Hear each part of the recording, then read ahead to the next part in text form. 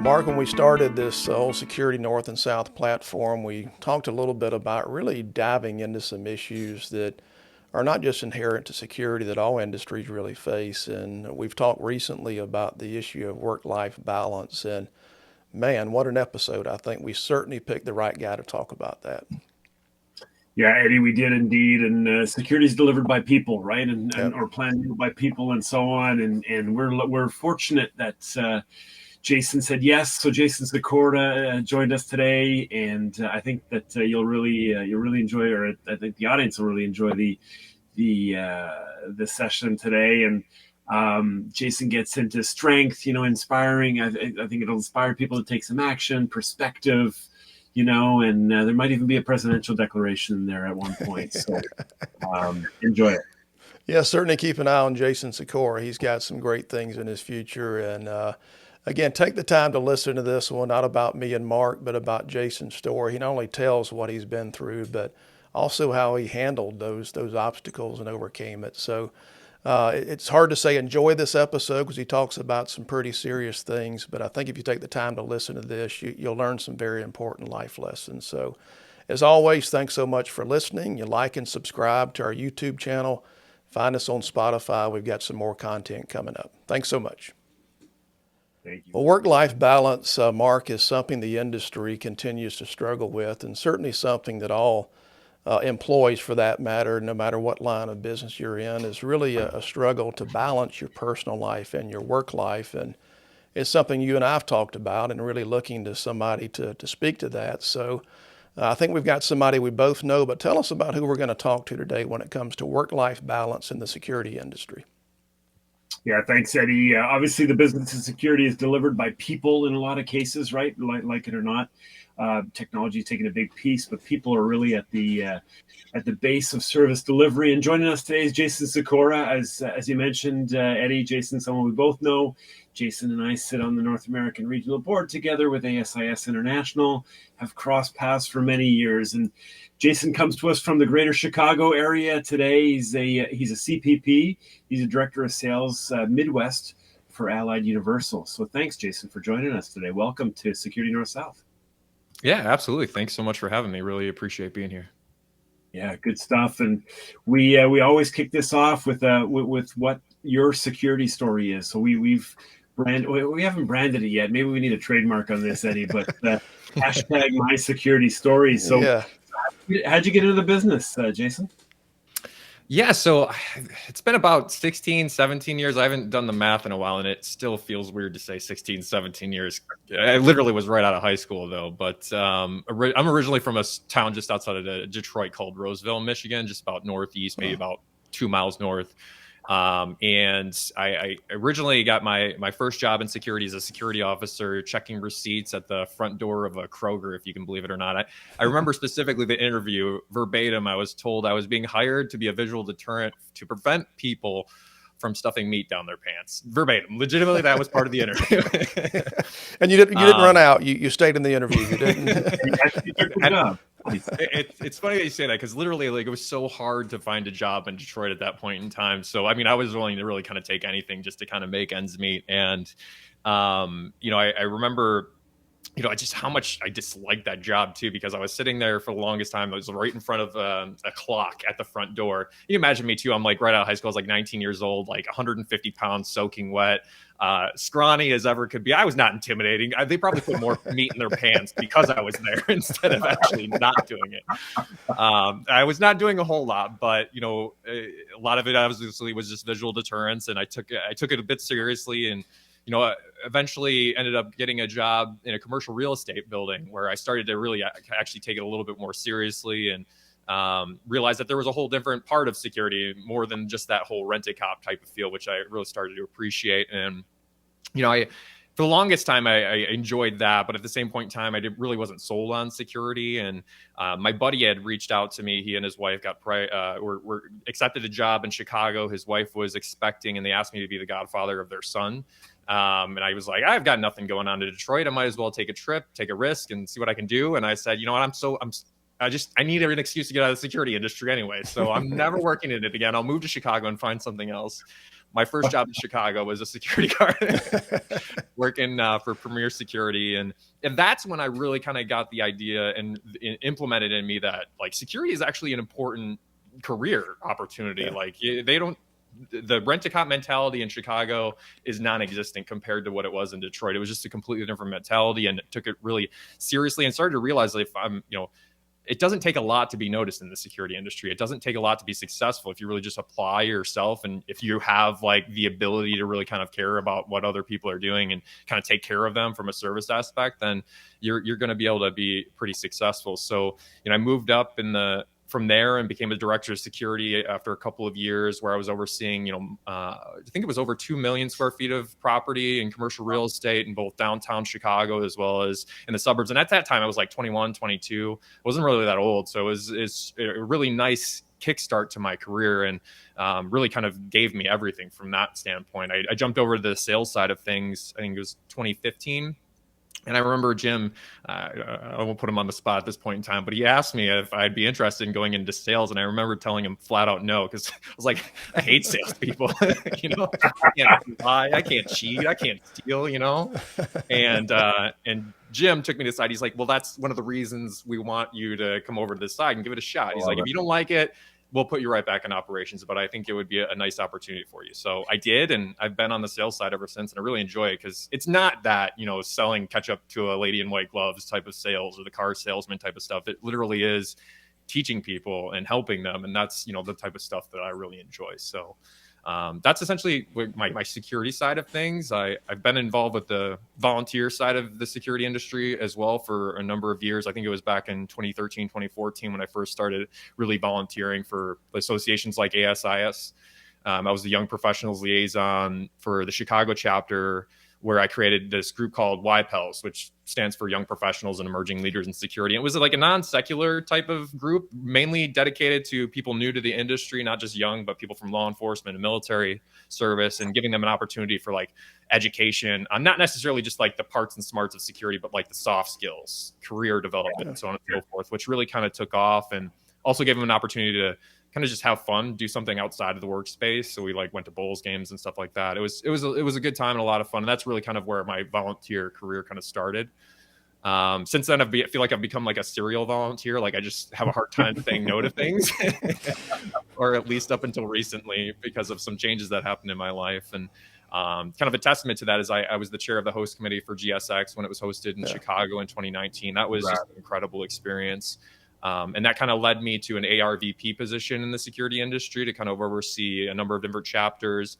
And then most recently brings us pretty much to today, where I now sit and was appointed to the North American board with you, Mark. And I still remember getting the call from the acting president at that point in time. I think there was a couple of expletives that I threw out accidentally because I just was so surprised to get that call. And, it's just incredibly humbled altogether. It's been kind of like this nice culmination of so many different things that have happened throughout my career, and knowing that there's just so much runway there left to kind of think about what might be next it's pretty exciting altogether.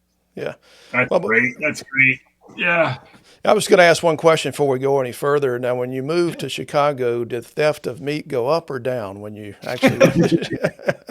What happened in Detroit when you left? That's a good question. It's funny too, because like when I left in 2008, like Detroit was in shambles. Like it was, there was a Times article that was released, and you probably could still find it, but there was that Kroger that I worked at, checking receipts, was the last syndicated grocery store in Detroit because they were losing so much money just having them open. And it just became like mom and pop shops that were just selling groceries, and they had like produce delivery trucks that were driving throughout the city. And it got so bad that that truck was getting robbed as it was going throughout the city. So there was pictures of the National Guard just escorting this produce truck all throughout the city of Detroit. So it sounds like the meat deal went through the roof as soon as I left. So they clearly missed me. Yeah, no, it sounds like it. In Detroit, thankfully, Detroit's changed. I get in there from time to time now, with my rat hat on, and it's interesting to see that change. Absolutely, it really is. But it sounds like, Jason, that whenever you say no to something, professionally here, it sounds like that becomes kind of your next promotion kind of thing, right? You said no to a job. I'm never going to do that again, and you end up in charge of something or doing something different. So I'll keep that in mind on the volunteer side. That's an interesting trend, but yeah, you're Yeah. spot on there. Yeah, I wonder now why he didn't say no to this podcast 3 or 4 times before we actually got him on. But Sorry, guys, it's doomed to fail, apparently.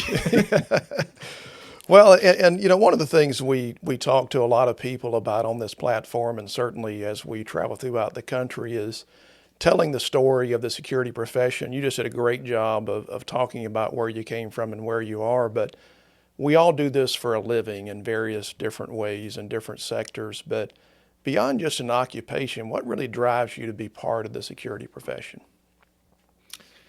It's kind of twofold for me. I feel like from a professional and I guess somewhat personal perspective, the security industry kind of gave me everything. I know it's kind of, I guess a little bit of context here would be helpful. I don't necessarily come from special upbringing or anything like that. My family was not wealthy. I didn't go to school until just a couple of years ago. I don't have any pedigree. My folks lost their home in the housing crisis right as I was graduating high school. And we had this vacation cottage that was already paid off. It was literally just like a 1-room hut, to give you an example. No bathroom, no bedrooms or anything like that. And that's kind of my folks' only option when they lost their house during the housing crisis. And I had 2 younger sisters, and they were still in school, so they had to go with my folks. And I was kind of faced with a situation where I didn't really have an opportunity to go with them. There was no choice for that in that situation. I was either to continue going to school, go to college, and live in my car, or find a job and a place to live. And I chose finding a job and a place to live at that point in time. And unfortunate circumstances led to, that was during the housing crisis started after the automotive crisis, which crippled Detroit. And then the economic crisis kind of kicked in right after that too. So it was like a constant battle to a point where I was laid off from the one job that I did end up getting at JCPenney. It was both me and my roommate that got laid off at the same exact time. And my roommate at that point in time, had the opportunity to go home, move back in with his parents. I didn't have that opportunity. And so my pride kind of stuck with me, and felt like I kind of failed and whatnot. So I just kind of decided I was going to live in my van and stick it out, because I couldn't afford my apartment anymore. We had lost it, couldn't find a roommate, because literally no one my age could afford that type of a situation anyway. I was very fortunate at that point in time, but one thing led to another, and I was living in my van it wasn't as significantly long. We're not talking months or anything like that, but I was living in my van for about 6 weeks or so. And, it got to a point where I was trying to find some food from my friends, as when their parents were out, they'd leave some stuff on the porch. It sounds ridiculous, but they would even let me into the house when their parents were at work so I could shower. It got pretty bad. And I was really, really stubborn. Looking back on it, it was ridiculous. Probably one of the bigger mistakes I made in my life. And it got to a point where, I reached out to my brother, and it just got to the point where I couldn't really do that anymore. I needed to kind of ask for help. So I went to my brother, who was always there for me. And, 2020 hindsight's always 2020, right? Should have done that in the first place. And of course, he welcomed me in just like he always did. He always took care of me. And, for the longest time, he was always trying to get me to work in the security industry. He was a mall mountie at that point in time, is what we joked around about. He had the mountie cap and everything. And we were the kids that terrorized him with our skateboards at the mall. And he said, if you ever need a job, you just let me know. I'll have a job for you the next day. We're always hiring. And I was like, that was the one point in time. He's like, I know you don't want to be a security officer, but you need a job just until you get on your feet and get back, to where you need to be.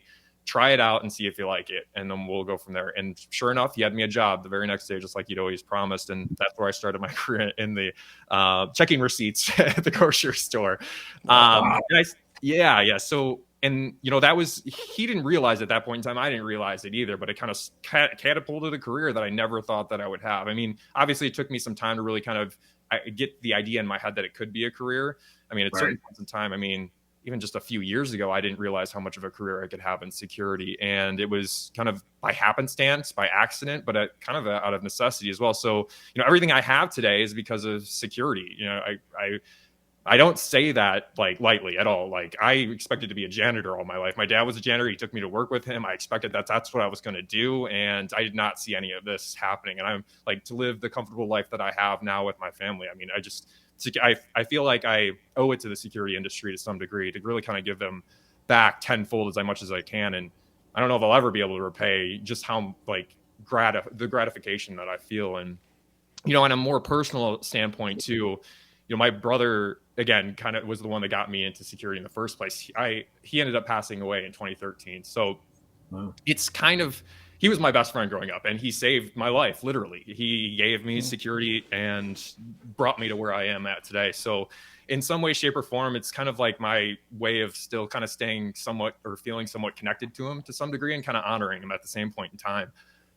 There's not a day that I don't go by that I don't think about him, and that's legitimate. It'll be 10 years this year, and I still think about him all the time. But every time I think about him, I think about that one time he gave me a chance that I didn't need in the first. I shouldn't have been in that situation in the first place, if that makes any sense. Yeah. Thanks for sharing that, Jason. And it's interesting the paths that we're on. And I mean, yours is obviously very, very personal. We would definitely appreciate you sharing, and appreciate the reference to the Mounties too. Is this security north south, right? So that Mountie comment is great. I don't know if it's a compliment at that point, but lots of respect for the Mounties. So you really, I mean, you put your back into it. You kind of started realizing that it was a career, and that's a challenge too. That's a whole other discussion, right? I mean, a career in the security industry today, but your daughter was born a couple of years ago, and things changed, right? I mean, it was a marked moment in your progression in the industry and personally in life and so on. So, tell us a little bit about that. Yeah, gosh, there's a lot there. I feel like everything changed. I mean, like as it does, you guys are both parents, and like as soon as like that happens, like everything gets flipped upside down, right? Like it's just a flip of the switch, and everybody tries to warn you. And me, I didn't believe it at all. I was like, oh, I'll make it work, just as we all do, right? But it kind of. I mean, it definitely did. It switched up everything in my world in a lot of different ways, because we got some news about my daughter right after she was born, shortly after she was born, that she was diagnosed with a genetic disease called cystic fibrosis. And man, I'll tell you what, like there was nothing. I mean, it was like a gut punch at that point in time. Like my daughter was born in 2020 during the height of like COVID hysteria, because there's nobody really knew what was going on. It was around May. And, it was around that time where we weren't even quite sure if I was going to be able to be in the delivery room, because that was around the time like New York, the hospitals were starting to ban significant others. And, it was a really panicky type of time, and we didn't really know what was going to be going on. So we were just going through a lot of changes in that regard.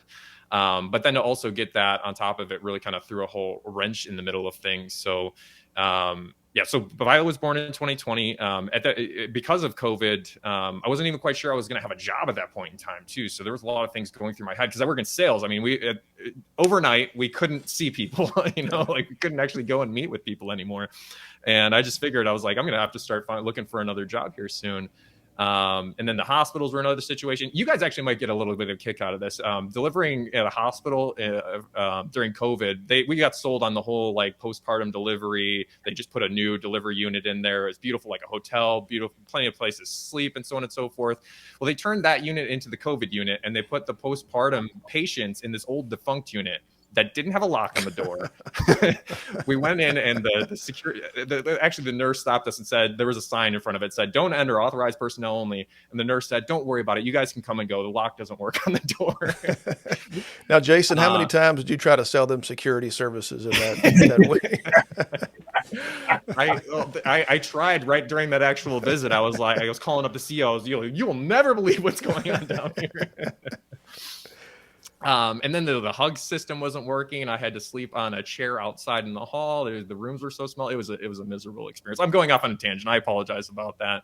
But it kind of changed everything, because you guys probably remember this too. The company I was working for got acquired at the end of 2019, early 2020. So I wasn't quite sure what my career was going to be looking like at that point in time, and started thinking about, what my legacy was, what I could leave to my daughter. And then all of a sudden, like, there's no way I could start thinking about like building my own company when I have a daughter that has a genetic disease, and not knowing if I'm going to have benefits or anything like that, or if I'll even have a job, period. So I needed to really kind of buckle down and focus in on things to really kind of change my mindset, really kind of reassess what was important and what isn't important at that point in time too. So I don't know if you guys have ever kind of gotten devastating news like that before, but when we first got the news, we were like going through all the new parent feels. Like, I think it's like 7 days through, and we were like, oh, we finally got this. I think we're getting in a rhythm here. And that's we were on like cloud nine, and enjoying, like we would put her down for a nap and just stare at her for like 30 seconds. So like, oh, this is amazing. This is a good feeling. And then we got that call about 7 days after she was born that she had cystic fibrosis, and it like flipped everything upside down. It kind of felt like, we had been robbed of like such an important time in our lives, like it went from everything was smooth pretty much in my life to like everything was kind of on fire to some degree. And, something that, you want to look to be a magical point in time just became devastating. I mean, there's nothing worse than like kind of getting like an expiration date on something that you thought was going to be fantastic and that was going to be the next chapter in your life to really kind of help dictate, where things were going to go from there. I remember like getting the news, and we like fell into this like black hole, right? Like I couldn't stop thinking about all the possible problems that could happen. Things are going to be different from here on and out, from not just from my work life, but from my personal life. But not like a girl that will never understand what it is to have a normal life. She's going to be a teenager and have kids asking her what's wrong with her. How do I explain that to my daughter that, everything is fantastic, but you're going to be different? Will she have kids? Like I was going like all throughout her entire life before she even really kind of said a word, and then it would get even worse from there. I was like, is she going to make it that far? Like the life expectancy for cystic fibrosis was like in the 40s when she was first born. Back in the 80s, you were lucky to get out of high school. And that's just the median age. Like there are still plenty of children that aren't fortunate that, don't make it past the high school age. And that just kind of killed us, your head starts going to weird places. And I remember like for weeks, we were like sitting on the couch, just doing enough to keep her healthy, right? To get by. And we would lay back down on the couch and just kind of get lost in those thoughts until a point where my wife just kind of saved us pretty much. She kind of got up and she said, we need to do something. I'm going to go crazy if I continue just sitting here thinking about this over and over and over again. So she said, let's go out for a walk. And we walked from day after day after day, and just a little bit further. And it was like one of those times in COVID too, where you weren't quite sure if you could be outside because of just all the different news you were hearing about from day to day. So we were getting looks from some of our neighbors, like, what are they doing outside? So, it really kind of, as we started walking, we started realizing that we can't just kind of sit around and do nothing. We really need to start being active, not just from a physical standpoint, but from a mental standpoint. Start planning out our future, start making sure that we provide the best possible life we can for Violet and for us in general, because this in fact impacts us just as much as it does her. You start to realize how much you take for granted in those situations too. And like I was always a workaholic. Work-life balance did not exist in my life. Like it was always work as much as I possibly could. And it wasn't necessarily because, I felt like I needed to. It was just ingrained in me. My dad would get up at 3 o'clock in the morning every morning and be home at 5 o'clock in the evening every night, and then get right back up and do the same thing. If he even came home until that early, like that was just ingrained into our head that we were going to be that way. So it's like part of my DNA. But it really made me start to realize that there's just not time for that anymore. There's no way to make that really possible anymore. And so, I started to, put things a little bit more in perspective.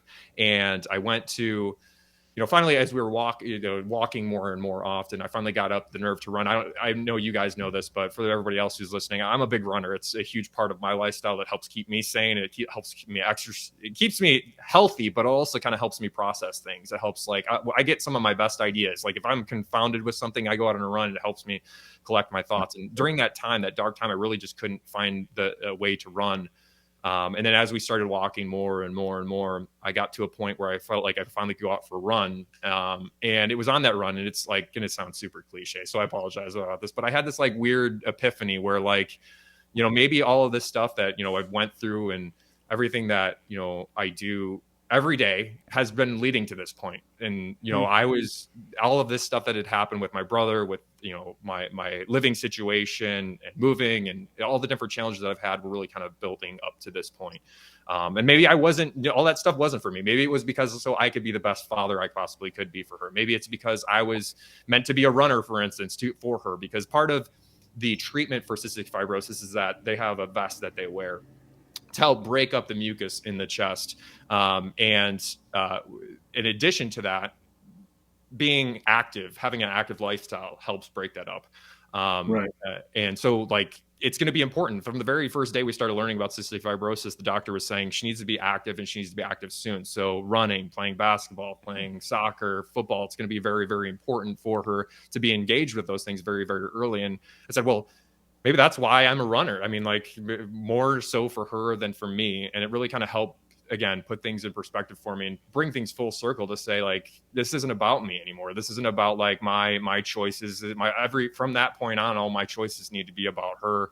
And maybe all of my choices to that point were for her. And I just didn't know it to that point in time too. So Yeah. Wow.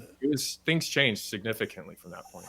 Yeah, and such an awesome story. There's so much we could dive into there. And by the way, when I hang up, I'm going to call a few book publishers and some movie directors. And this story has to have a wider audience. But this is exactly, if you're listening to this, you know why we asked Jason to spend some time with us here and really tell this story. And really, you among all people can speak to this very well, how you balance the priorities of not just the work-life balance, but what goes on in the security industry. And I was talking to a group, I think I posted something about this on LinkedIn recently, and we began to talk about this very issue. And this sort of just popped into my head. I'm not sure it made that much sense then or if it makes that much sense now, but someone asked me what needs to change in the industry to attract more young people that really want to invest their time in the industry as a career. And I just sort of blurted out, we've got to stop normalizing the abnormal. And what I went on to say about that was that there's always going to be times, us three, we could sit here and tell stories for hours about the times where there's going to be late nights, there's going to be early mornings. There's no way to escape that. But if that is going on day in and day out, week in and week out, year in and year out, and I'm pretty sure I'm the oldest guy here, which is depressing me as I look at both of you here. But I can remember when I started 30 years ago, that was almost a badge of honor, missing certain significant events. And I haven't slept in so many days. Well, I haven't slept in so many days. I beat you, by a couple of days. And we have to look at that and realize that that is not healthy physically, but also mentally. So what you've been through, and by the way, I think you hit the nail on the head, everything you went through prepared you for what you're going through now. There's no doubt about that. But what would you say is, I hate to say tips, that sounds cliche as well, but what are some ways that you've been able to really balance that and sort of be the best version of yourself at work and at home?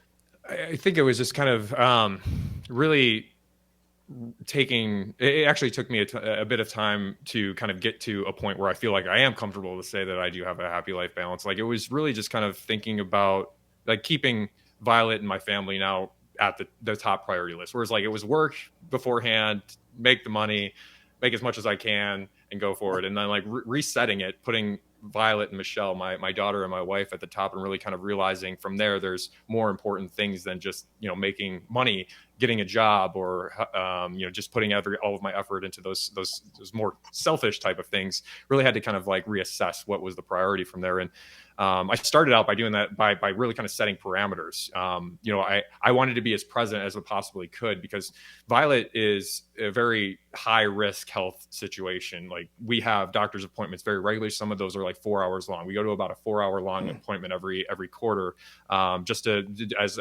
preventative maintenance and so on and so forth. And I promised not just my wife and my daughter that I would be there, but I promised myself like I would not miss those. I would not miss seeing her get up in the morning or putting her to bed at night. And those became the most important parts of my day. And I decided to start shaping my days around those.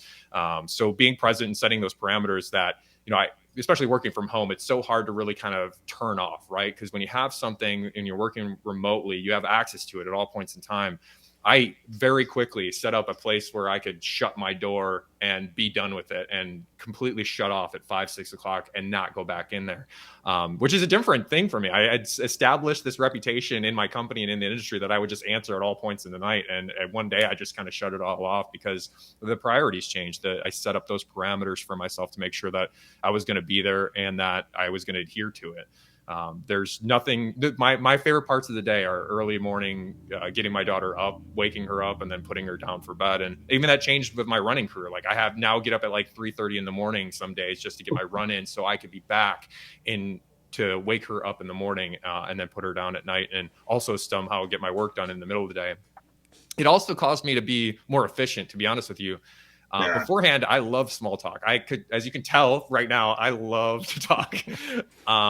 And I would spend some meetings, like a half an hour of that meeting, kind of getting to know people and catching up with them and, small talk. I really, really enjoy that stuff. And I realized to be efficient and be able to meet those parameters, I had to be business when it needed to be done. And, certain meetings now where I would have spent a few, 10, 15 minutes, catching up with folks, I'll do that at a very quick pace and jump right in and get to business so we can make sure that, I'm meeting the parameters that I set for myself, but also being respectful of everyone else. If I were to talk and talk and talk like I used to, we just would never get anything done. So, yeah, it also, taught me to kind of delegate and step aside, so to speak. I know that sounds selfish to some degree, but I was always the type that liked to put everything on my back and kind of carry the team. And, that's probably why I was such a good volunteer, is that, the chairperson typically does all the work in most committees and stuff like that. And I thrived in that type of an environment, but I realized very quickly that I just couldn't do that anymore. So, I had to start, stepping aside and letting other people kind of take the workload. Not necessarily from you take this off my plate, is let people actually have their opportunity to put their voice in and put their effort in, and stop hogging all the limelight. I mean, I love the security industry, but I realized very quickly once I started to step aside that I was just standing in people's way in certain situations, and stepping aside gave them an opportunity to stand on a soapbox and start propelling their career. I didn't realize how selfish I was being by doing something that I thought was, helping other people more than not.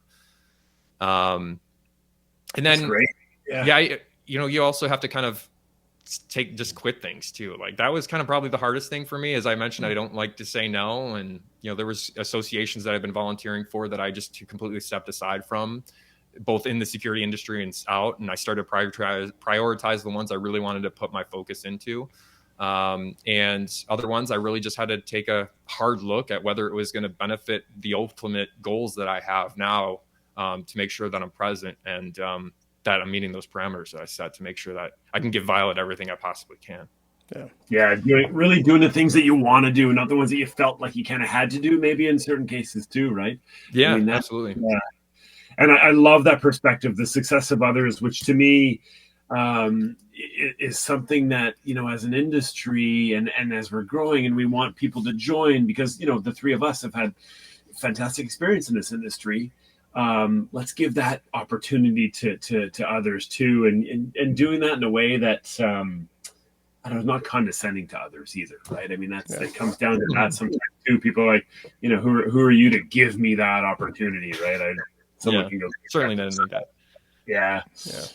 And I mean, kind of getting into the goals have changed, but they stayed the same sort of at the same time. But, the definition of winning, the definition of success, has absolutely changed.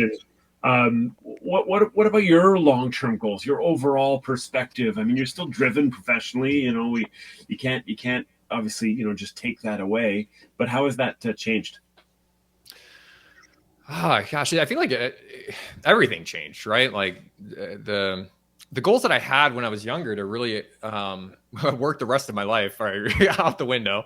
My father retired, kind of forced into retirement, and I could see how like nuts he was going when he was retiring. And I was like, I never want to be that way. I'll probably be that guy that works in forever. But it like, I don't see that anymore. Like my goals of like starting my own business and like handing it off to somebody and still being involved, certainly those are on the radar and something I'd love to do someday, because I feel like that's, a part of who I am. It's also built into my DNA. But at the same point in time, like, I want to make sure that I'm enjoying my life too with my daughter, because I don't ever know. Like, it's not like I have, oh, it could be 80 years from now. And the reality is the same for everyone, though. Like, somebody could get hit by a car tomorrow and their life could be changed.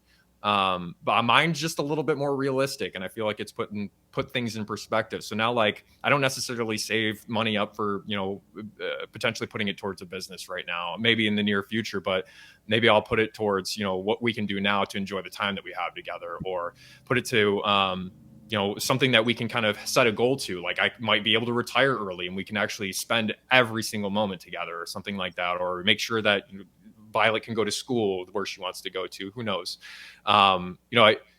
It also kind of changed my goals with volunteering, to be frank, too. I mean, like, I had, visions of grandeur where, like, I would be a president of every association that I ever had involved, because little known fact, I literally, when I was a kid, I wanted to be president. And I guess this is my way of trying to be president to some degree. There's still time. There's still time. But instead of putting my time towards, like, the security community, or the commercial real estate community, which I still do, I just don't put as much time into it. I work I put a lot of my effort and thought process towards other, like, more important, I guess, associations and foundations now, like the Cystic Fibrosis Foundation. Like, I've started to reappoint my time to them, because it's because of the Cystic Fibrosis Foundation that Violet has the treatments that keep her alive today. I mean, honestly, she's born with issues. If it wasn't for the Cystic Fibrosis Foundation, she probably wouldn't have made it to where she's at right now, because of the funds that they raise. They fund research. They have their own team of researchers that are constantly working. They work with the government to make sure that we can afford the treatments, and so on and so forth. So, like, a lot of my, like, long-term goals about, like, of, putting my best foot forward as a volunteer kind of changed too, where, now I'm fundraising as much as I possibly can. I mean, I've been doing a run streak now for over 400 days, where I run every single day just to kind of raise awareness for Cystic Fibrosis Foundation. I volunteer to help put on events for them, mainly because, like, my ultimate goal has kind of changed from, like, me centric to, like, I don't know how else to put it, but, like, my only goal now is to find a cure for cystic fibrosis, because every minute that we don't have a goal is a possibility that she won't see, some year down the line. So the goal significantly has changed forever. I mean, until we find a cure. And, I'm happy to say, like, we just went to a big convention about cystic fibrosis, and the research is showing that, maybe 15, 20 years down the line, they will actually have a cure. They have the actual treatments there. It's just having the technology to get it to each and every cell, because it's a molecular issue. So, the reason why we're at where we're at right now is because of all the work that's been done to this point in time. And if it stops now with us or with anyone else, then that just means that all the progress is going to continue to stop too. Yeah. So I just got to keep on going. And that's the ultimate goal now. Yeah. Yeah. Well, and Jason, I think you've done a great job really defining that word balance. And when we talk about work-life balance, and you've been very transparent, and I think we'll sort of join you in that. A lot of people in the industry are a little reluctant to have this conversation, because it sometimes can sound like that there's a lack of dedication. There's we're not giving it 100% 24/7. But that's why we talk about that word balance. So we've got to really make sure that both are getting the due attention that they deserve. And as you have very clearly pointed out, that life is about perspective and priorities. And I had a wise person tell me, and by the way, thanks so much for sharing about your brother and some other mentors. I think that's the reason we're all three sitting here today in this industry. But I had a wise mentor, because it's funny how we're all sort of, I think, along the same lines, when it comes to saying yes and not saying no enough. But a wise person put his arm on my shoulder one day and said, "Eddie, let me give you a piece of advice," because he was sort of seeing me saying yes to everything. And he said, "Make sure that the only people you tell no to are not your wife and your kids." And what was funny what was funny about that is as soon as he said that, I thought, I think my wife has actually said that to me before, that she's the only one that I'll say no to. You'll say yes to all this work stuff, you'll say yes to association stuff, and then guess who gets told no? So it's a really that goal that we're all trying to achieve. And as you've pointed out too, it's a day in, day out struggle, right? You've got to, things change, but to sort of leave our listeners, and you've already done a great job in doing this, but What advice would you give to the people that are listening to this and saying, well, that sounds great. These three guys are talking about these wonderful stories and it sounds so easy to do, but I'm struggling with trying to maintain that balance. What would you say to someone is the best advice to really achieve the best work-life balance in the security industry? I mean, I think it's just kind of taking a step back, and like, as I've said a couple of different times now, is just keeping things in perspective, taking a look at the whole picture instead of just one part of the picture, and start to realize that like everybody's got their own story, everybody's got their own challenges, and everybody is, you got different priorities. And establishing your priorities and knowing where the limits are super important. If you aren't establishing those limits and understanding that, those limits will find a way to work themselves out, even if it doesn't seem possible at this point in time. You just got to put in the effort, set those boundaries. You'll be able to make it work. And the last thing I would just say is find a reason for it, right? Like if you don't have a reason for what you're doing, then nothing really falls in line. Nothing ever really continues. You're going to fall off that wagon. You're going to revert back to the old ways unless you have something passionate to kind of keep you focused in on keeping everything balanced. Then that's what Violet does for me. Like she keeps me balanced and keeps me from going 100% into everything, and keeps me balanced in what needs to be focused in on instead of just, the one thing of the one theme of the time, whether it's work or running or volunteering. Find that why and stick to it and make sure you're passionate about it, I guess, if that makes sense. Yeah, absolutely. Great advice, Jason. Absolutely. Well, again, you talked about running, and I just wanted, for the record, it's been 450 days straight. I have not run anywhere, so I just wanted to. my streak is alive as well. But Jason, in addition to a book deal and a movie deal, we're going to vote for you for president when you do try to run one of these days. So, but we can't thank you enough. Thanks so much for your time and really being willing to share your story and not just the struggles, but how you've overcome those struggles. Yeah, absolutely. Thanks so much for having me, you guys. Really is an honor, and really appreciate everything you guys are doing for the industry. This podcast in itself is just a fantastic thing. So thank you for that. And we'll include a link to the Cystic Fibrosis Foundation as well, because we know you're passionate about that and want to make sure that we spread the word about that. So, Jason, always a pleasure. Look forward to seeing you in the near future. Likewise. Take care, guys.